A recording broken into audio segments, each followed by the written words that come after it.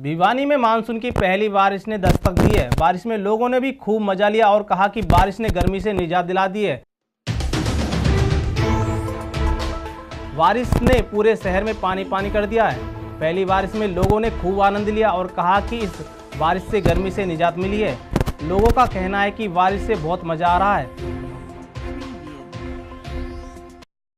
काफ़ी दिनों से गर्मी काफ़ी तेज़ पड़ रही थी, जिससे लोग काफ़ी परेशान हो रहे थे। आज बहुत अच्छी बारिश हुई है, जिससे लोगों को गर्मी से राहत मिली है और आगे भी अच्छी गर्मी से राहत मिलने की संभावना है। अरे बहुत बढ़िया, गर्मी से निजात मिल रहा है आम जनता को।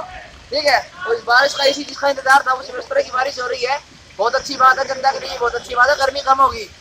आज बारिश कुछ दिनों से आज अच्छी हो रही है। कल जो आई थी कल अच्छी थी, आज बहुत अच्छी बन रही है। मौसम से, गर्मी के मौसम से कितनी निजात मिली पाई है? बहुत ज्यादा